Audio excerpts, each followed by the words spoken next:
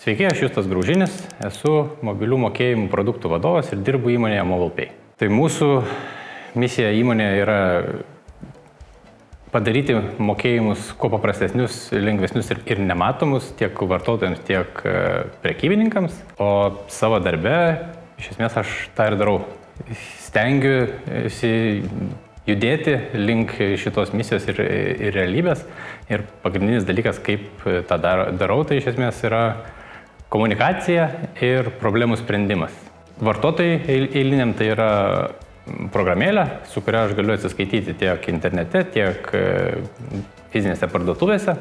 Ir problema, kurią mes sprendžiam vartotojams, tai yra, kad aš neturiu galvoti, ar turiu su savim kortelę, ar esu kažkur tais prisidėjęs kortelę, kaip man čia dabar atsiskaityti. Aš tiesiog žinau, kad naudodamas mūsų produktą galiu tą padaryti ir visi mano duomenys ten yra. Ir tai reikalauja 2 mygtukų paspaudimų, iš esmės prisijungimo ir mokėjimo patvirtinimo. Tai super supaprastinam visą mokėjimą. O iš prekybininkų pusės, ten kur aš labiau dirbu, tai mes supaprastinam mokėjimų priėmimą ir turėdamas mūsų produktą, tu gali išrašyti tiek sąskaitas, tiek priimti mokėjimus, tarkim, mėnesinius, tiek kažkokiam tai savo webshop'e daryti pardavimus. Tai yra su vienu produktu tu gauni visą paketą, priimti pinigus iš savo vartotojo ir vėlgi. Paskui vaikai jau, ir tie jaunesni žmonės lygiai taip pat gali naudotis ir tą viską supaprastina. Taip pat jeigu nori nusiųsti pinigų draugui, tarkim, nes kažką tai pirkom kartu ar pasidalinom. Tai vėlgi tas, kaip mes sakom, mokėjimai, tai jie liečia žiauriai plačiai visus gyvenimo aspektus, ar ne? Tiek kaip mes viens kitam pervedinėjom pinigus, tiek kai aš perku ten, nežinau, kažkokius kėdus, tiek kai parduotuvėje nori nusipirkti ten smūvį ar kažką tais, ar ne? Tai visur ten figūruoja mokėjimai, mes tiesiog apie juos nebegalvojam ir jų jie mums yra tiesiog ant tiek suprantamas dalykas, bet tokios įmonės ar tokie produktai kaip mūsų, jie padaro, kad tai ir būtų nematoma. Ir čia yra visas grožis ir esmė. Nei viena mano darbo diena nėra tokia pati, kaip prieš tai buvusi. Nes, kaip minėjau, pagrindinis dalykas, ką aš darau darbe, tai sprendžiu problemas arba ten ieškau alternatyvų. Tai reiškia, kad niekada iš esmės mes nesprendžiam tos pačios problemos. Dėl to, kad jeigu kažką jau sprendėme, žinom, ką daryti, tai nebėra problema, tai yra tiesiog procesas, kurį mes naudojam, ar ne? Naujų dalykų paieška, komunikacija su įvairiais kolegomis, partneriais, klientais, tais pačiais, tai daro tą darbą įdomų ir nenobodų. Jeigu pasižiūrėtum į mano kalendorių, tai iš esmės darbo diena yra ten susitikimas, ten koks nors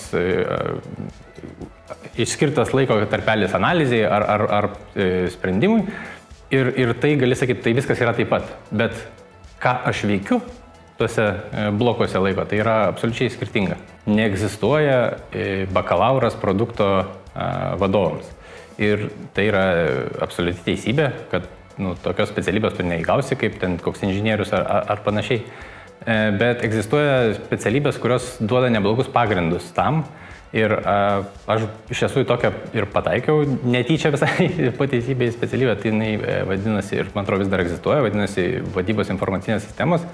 Ten nėra gal labai aiškios tokios vizijos, ką tu turėtum daryti pabaigęs, bet gauni pagrindus informatikoje, marketinge, ekonomikoje, matematikoje, šiek tiek programavimo. Tai produkto vadovui tai yra šitie visi įgūdžiai žiauriai svarbus ir neįkainojami. Tai jeigu nori dirbti fintech'e, tai analitinis mąstymas ir matematika, tiksliniai visi šitie mokslų pagrindai yra žiauriai svarbus ir reikalingi. Tai tikrai niekada neprašausi su jais. Ar gali be jų išsiversti? Taip, tikrai turiu ir kolegų, kurie nėra tokie analitiški ir tikrai yra puikūs produkto vadovai. Tai mano komandoje yra programuotojai, jie yra 6-7, kažkas tokio. Gal skaičius netaip svarbu, nes jisai svyruoja nuo komandos, nuo įmonės, nuo dažniausiai 3 iki 10 žmonių. Kartais komandose būna testuotojai, kartais dar būna duomenų analitikai arba dizaineriai, kurie padeda tam tikrose srityse. Matematika viso ko pagrindas ir tai ne tik šitai specialybei ar fintechui. Iš esmės mes judam į tokį pasaulį, kur skaitmenizacija, kompiuteriai ir supratimas visų šitų dalykų yra neįkainojamas ir absoliučiai darysis vis labiau neįkainojamas. Jau kompiuterinis raštingumas ir kažkokie tais programavimo pagrindai, mano galva, tai yra privalomas tiesiog kiekvienam žmogui. Tradiciškai tai yra labiau ekstravertinis darbas dėl to, kad būti produkto vadovu reiškia, kad tu turėsi bendrauti su daug žmonių. Vėlgi, tai nereiškia, kad jeigu esi intravertas, to negali daryti, tiesiog tu tam tikrą prasme turi save perlipti ir su tau tai bus sudėtingiau. Tiesiog reikia tą suprasti. Dabartiniam pasaulyje žiauriai daug komunikacijos nebėra tiesioginės, daug yra async komunikacijos per Slacką, Teamsus ir panašiai, tai to šiek tiek mažėja ir su to galima gyventi, bet vėlgi, tai yra toks apžaidimas savo silpnybių galbūt. Bet pagrindinis dalykas, ką būtinai reikia turėti, tai yra smalsumas, nes be šito nėra neįmanoma. Jeigu tu nesidomi dalykais, tu tiesiog stagnuoji ir nekuri įdomių sprendimų, nesurandi tų kitų variantų. Analitinis mąstymas nebūtinai privaloma, bet tikrai rekomenduotina.